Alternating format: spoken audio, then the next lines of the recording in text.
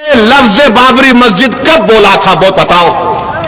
نہیں بول سکیں گے، ڈرتے ہیں بولنے کے لیے، کیونکہ ایک تو ان کی پارٹی میں ان کا نمبر کم ہو جائے گا، اور دوسرا ان کو یہ لگتا ہے کہ دوسروں کا ووٹ نہیں ملے گا۔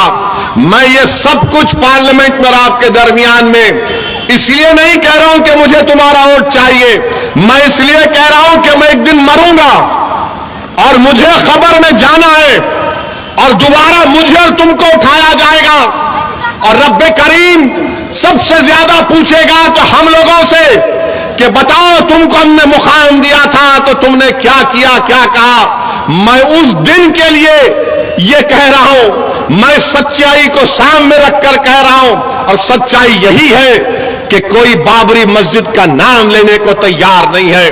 پارلیمنٹ میں نے کھڑے ہو کر کہا بابری مسجد زندہ باد، زندہ باد۔ تو بتاؤ کیا گناہ کیا میں نے؟ بتاؤ، یہی تو تمہاری طاقت ہے، تمہاری دعائیں ہیں کہ ہم بول سکتے ہیں پارلیمنٹ میں۔ مگر ڈاکٹر صاحب کس کا علاج کریں گے جو خود مریض بنے ہوئے ہیں؟ وہ کس کا علاج کریں گے؟ تو علاج آپ کو کرنا ہے۔ جب پارلیمنٹ کا الیکشن ہوگا تو آپ کو ایک بولنے والا تو اختر الایمان ضرور ہے، مگر اختر الایمان کے سینے میں دھڑکتا ہوا دل ہے۔ اختر الایمان مر مٹنے والا ہے آپ پر، اور اختر الایمان نے کبھی بھی اپنے ایمان کا سودا نہیں کیا۔ اور اگر آپ حیدرآباد، اورنگ آباد اور کشن گنج سے اور دیگر پارلیمانی حلقوں سے جہاں مجلس اپنے امیدوار کھڑا کرنے کا سوچ رہی ہے، اگر ہمارے ایم پی کامیاب ہو کر بھارت کی پارلیمنٹ میں جائیں گے، آپ دیکھ رہے ہیں کہ میں اور امتیاز جلیل صاحب نے سب سے زیادہ سوالات کیے، سب سے زیادہ سوالات۔ اگر اختر الایمان کو آپ کامیاب کر کے یہاں کا اپنا ایم پی بنا کر بھیجائیں گے، میں آپ سے وعدہ کر رہا ہوں کہ لوگ کہیں گے کہ ہاں اختر الایمان نے تاریخ دہرا دی اور تسلیم الدین صاحب مرحوم کی یاد تازہ کر دی۔ بلکہ میں آپ سے ایک اور بات کہہ رہا ہوں، اختر الایمان کو اگر اللہ انشاءاللہ یہاں کا ایم پی بنائے گا آپ کے دعاؤں سے اور آپ کے ساتھ سے، تو بہار کی تاریخ میں انشاءاللہ تعالی ایسا کوئی ممبر آف پارلیمنٹ نہیں گزرا ہوگا جو اختر الایمان وہاں پر آپ کی آواز کو اٹھائے گا، غریبوں اور مظلوموں کی آواز کو اٹھائے گا۔ میرے بھائی، جمہوریت میں پوچھنے کی ضرورت پڑتی ہے۔ کوئی اگر پارلیمنٹ جاتا ہے تو صرف پارلیمنٹ کی بڑی بلڈنگ کو دیکھ کر خوش ہونے کے لیے نہیں جاتا۔ اگر میں ایم پی بن کر حیدرآباد کی عوام نے مجھے 4 مرتبہ بھجایا تو اس لیے نہیں بھجایا کہ اسد الدین اویسی بڑی عمارت کو دیکھ کر بیٹھ جائے۔ عوام نے ہم کو اس لیے بھجایا کہ جب کبھی بھی کوئی ناانصافی ہوگی تم اٹھو اور ہماری آواز کو بیان کرو۔ جب کوئی قانون بنے گا شریعت کے خلاف، تم کھڑے ہو کر اس کی دھجیاں اڑا دو آئین کو سامنے رکھ کر۔ یہی سوچ کر تو عوام ووٹ ڈالتی ہے کہ میری آواز بن کر جائے گا، یہ میرے جذبات کی ترجمانی کرے گا، میرے سینے میں جو جذبات کا طوفان امنڈ رہا ہے وہ اپنی زبان سے اس طوفان کو بیان کرے گا، وہ میری ترجمانی کرے گا، وہ غریبوں کے حق کے لیے لڑے گا۔ اسی لیے میں آپ سے اپیل کرنے آیا ہوں کہ آپ اختر الایمان صاحب کو کامیاب کریں۔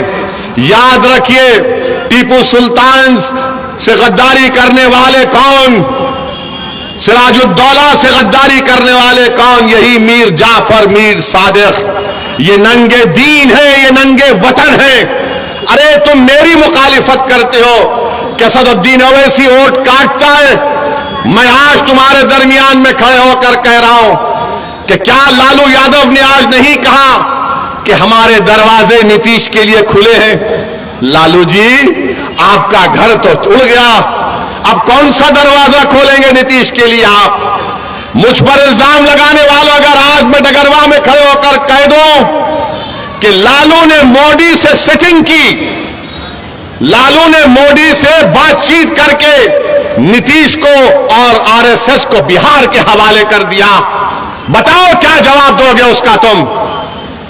تم سمجھتے ہو کہ زبان صرف تمہارے منہ میں ہے؟ ارے زبان تمہارے پاس ہوگی جو بکھی ہوئی ہے، مگر میں آج کہہ رہا کہ کیا تیجسوی اور لالو ذمہ دار نہیں ہے بہار میں بی جے پی کو لانے کے لیے؟ بتاؤ آپ. اگر ہم چناؤ لڑے اویسی ووٹ کاٹ رہا ہے. آپ نتیش کو ایک بار نتیش نے آپ کو دھوکہ دیا, آپ نے پھر اس کو ساتھ دیا, دوسری مرتبہ آپ نے بی جے پی کو ستا دے دی, اقتدار دے دیا. اور میں چناؤ لڑتا ہوں, سیمانچل کی انصاف کی بات کرتا ہوں, میں مجرم ہو جاتا ہوں. یہ ستا میں بیٹھ کر ملائی کھا لیتے ہیں, پیسے کماتے ہیں, میوٹیشن کے نام پر 20-20 ہزار روپے رشوت لی جاتی ہے, مگر کوئی انگلی نہیں اٹھاتا. بی جے پی اگر آج ستا میں ہے بہار میں تو تیجسوی اور لالو یادو کی وجہ سے ہے, اویسی کی وجہ نہیں ہے. بتاؤ پھر کیوں نہیں کہا جاتا اس بات کو میرے بھائی؟ اس لیے نہیں کہا جاتا کہ ان کا نام تیجسوی ہے, میرا نام اویسی ہے. ان کا نام لالو یادو ہے, میرا نام اسد الدین اویسی ہے. نتیش نے پٹنہ میں بڑے بڑے مسلمان لوگوں کو بلاتے تھے, ہر مہینہ بلا کر میٹنگ کر کے بولتے حیدرآباد سے شیروانی آ رہی ہے, دور رہیے, دور رہیے, دور رہیے. اب ہم پوچھنا چاہ رہے ہیں, وہ جو مسلمان جا کر نتیش کے پاس بیٹھ کر چائے کری پف کھاتے تھے, اب بولو تمہاری زبان کیوں بند ہے؟ ایک مولانا تھے, انہوں نے کیا کہہ دیا, کیا کہا انہیں کہ ہم تو بےتاب ہیں نتیش پورے ملک کی قیادت کرے. مولانا اب اپنی زبان کیوں نہیں کھول رہے آپ؟ کھولو اپنی زبان کو. میرا جرم صرف یہی ہے کہ میں چاہتا ہوں کہ بھارت کی راجنیتی میں مسلمانوں کو ان کا جائز مقام ملے. میں چاہتا ہوں کہ جس طرح یادووں نے ترقی کی اس طرح سیمانچل کا غریب بھی ترقی کرے. جس طرح یادووں نے لالو اور اس کے پریوار کو 17 سال ستا دی, نتیش کو 12-13 سال یعنی 32 سال بہار کے نکل گئے لالو پریوار میں اور نتیش میں. بتاؤ آپ کو کیا ملا میرے بھائی؟ میں یہاں پر کیا کوئی حاصل کرنے آیا ہوں؟ میں تو صرف انصاف کی لڑائی لڑنے آیا ہوں اختر الایمان کے ساتھ. بتائیے کیا مل رہا ہے آپ کو؟ یہ 4 بے ایمان چلے گئے جن کے پاس تو کون سی منسٹری تھی؟ ڈیزاسٹر مینجمنٹ, آپدا کی منسٹری تھی. کون سا تم نے کیا ہے؟ تم پہ اب آپدا آ گئی, اب تم ختم ہو گئے انشاءاللہ ہمیشہ کے لیے. یہی ہماری غلطی ہے. اب آپ بتائیے 32 سال نکل گئے ان کے. یہ بہار سرکار نے ایک سروے کیا, اختر بھائی نے مجھے ڈیٹا دیا, کلہیا برادری پورے بہار میں 12,83,780 ہے. کتنے ہیں؟ 12,83,780 ہیں. ان کو نوکری ملنی چاہیے تھی 20,421. لکھ لیجئے ورنہ کل بولیں گے اویسی جھوٹ بول دیا. 20,421 نوکری ملنا تھا. کتنے کلہیا برادری کو نوکری ملی؟ 5,734.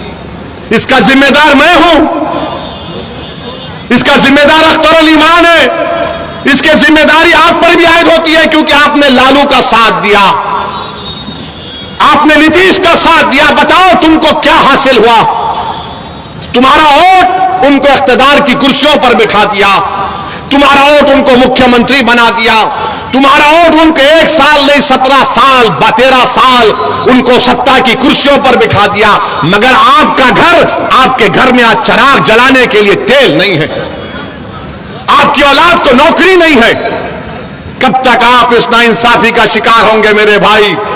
یہ اعداد و شمار میں آپ کو بتا رہا ہوں, یہ بہار سرکار کے ہیں. اور میں مجلس کے جو مخالفین ہیں, جو مجلس پر گالی دیتے ہیں, میں ان سے کہہ رہا ہوں کہ علامہ اقبال نے کہا تھا کہ اپنے من میں ڈوب کر پا جا سراغ زندگی. اگر تو میرا نہیں بن سکتا تو اپنا تو بن جاؤ کم سے کم تم. ارے تم مجلس کو گالی دیتے ہو.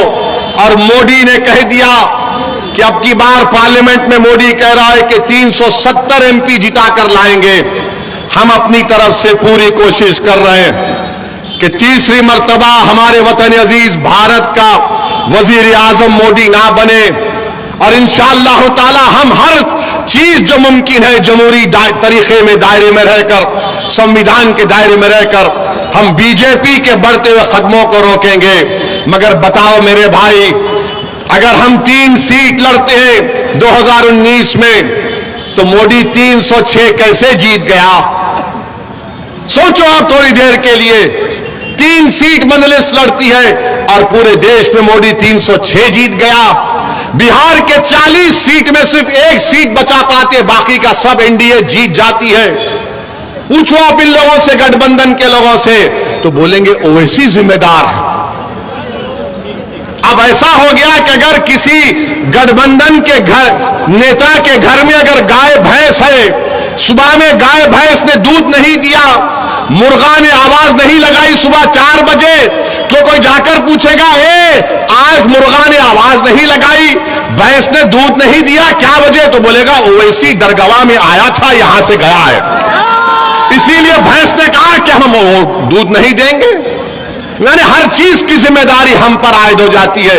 ہم کو اس سے کوئی فرق نہیں پڑتا، کیونکہ ہماری عزت کا دینے والا اللہ ہے، ہماری کامیابی کا دینے والا اللہ ہے، اور مجھے اس دنیا میں اگر ہوں تو مجھے صرف یہی کرنا ہے کہ کوشش کروں کہ غریب اور مظلوموں کا فائدہ ہو جائے، چاہے وہ مسلمان ہو یا ہمارے ہندو دلت بھائی ہو یا او بی سی بھائی ہو۔ میرے عزیز دوستوں اور بزرگوں، میری آپ سے گزارش ہے کہ آپ اچھے طریقے سے اپنے ووٹ کا استعمال کریے۔ یاد رکھیے، بی جے پی کے بڑھتے ہوئے قدموں کو روکنا ہے۔ تیسری مرتبہ مودی کو بھارت کا وزیر اعظم بننے سے روکنا ہے۔ پارلیمنٹ میں آج مودی کے 306 ایم پی میں ایک بھی مسلم ایم پی نہیں ہے، ایک مسلم منسٹر نہیں ہے۔ آج پارلیمنٹ میں کتنے مسلمان ایم پی ہیں بتائیے آپ کی ہماری آبادی 17 کروڑ 2011 کا سینسس کہتا ہے 14% کے لحاظ سے ہمارے 50 سے زیادہ ایم پی ہونے چاہیے، مگر کتنے ایم پی آپ کے جیت کر جاتے ہیں؟ 22 یا 23 جیت کر جاتے ہیں، اور جو بھی جیت کر جاتے وہ ڈرتے ہیں آپ کی بات کرنے سے، وہ ڈرتے ہیں آپ کی انصاف کی لڑائی لڑنے سے۔ تو میری آپ سے گزارش ہے کہ اگر کل بھارت کی پارلیمنٹ میں مسجد کا مسئلہ پیدا ہوگا، 600 سال پرانی دلی میں مہرولی کی مسجد کو بغیر کوئی قانونی کارروائی کے شہید کر دیا گیا، کیا کوئی گٹھ بندھن کے نیتا نے کھڑے ہو کر اس کی بات کی؟ نہیں کی۔ بات کس کی کرتے ہیں کہ میرا بیٹا مکھیہ منتری نہیں بن سکا۔ میں نے پارلیمنٹ میں کھڑے ہو کر کہا کہ نریندر مودی مسلمانوں سے ان کی شناخت کو کھینچ رہے ہیں، ہماری شناخت تو مسجد ہے۔ بتاؤ آپ یہ بات آپ امید کریں گے یہ گٹھ بندھن کے ایم پی بولے گا؟ نہیں بولے گا۔ کون بولے گا؟ اختر علی مان بولے گا۔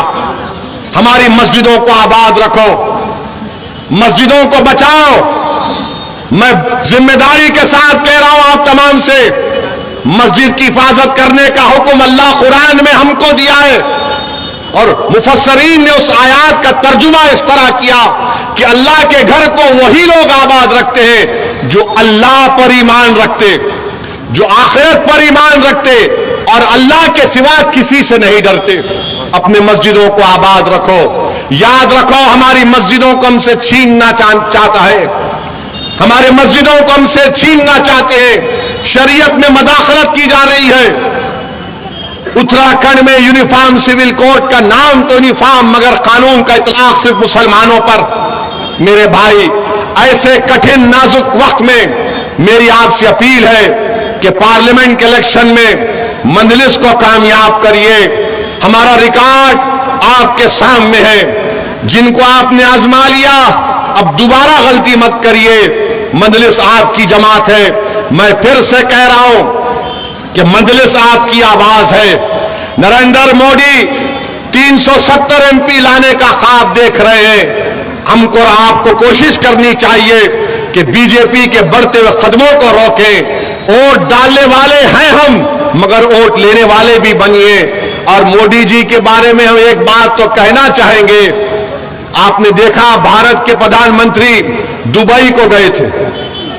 دبئی کو گئے تو دبئی کے شیخ کو ایسا گلے لپٹے, اس سے ایسا لگ رہا تھا کہ دو بھائی مل رہے ہیں, یا حبیبی بول کے اس سے ملے. ہم موڈی جی سے پوچھنا چاہ رہے ہیں, ہم موڈی جی سے ایک بات کہنا بھی چاہ رہے ہیں. موڈی جی, کبھی اب اپنے گھر میں آپ بلقیس بانو کو بلائیے. اس بلقیس بانو کو, جب آپ مکھیہ منتری تھے, اس کو 10 لوگوں نے اس کی عزت لوٹی. بلقیس بانو حاملہ تھی ہماری بیٹی, اس کی 3 سال کی بیٹی کو قتل کر دیا. اس کی ماں کا قتل ہو گیا, اس کے پریوار کے 2 لوگوں کا قتل ہو گیا. موڈی جی, جب آپ دبئی کے شیخ کو گلے لگا سکتے ہیں, ایک معصوم بلقیس بانو کو اپنے گھر کو بلائیے, اس کے سر پر ہاتھ رکھیے اور اس سے کہیے کہ تم میری بیٹی کی طرح ہو, تم سے انصاف ہوگا.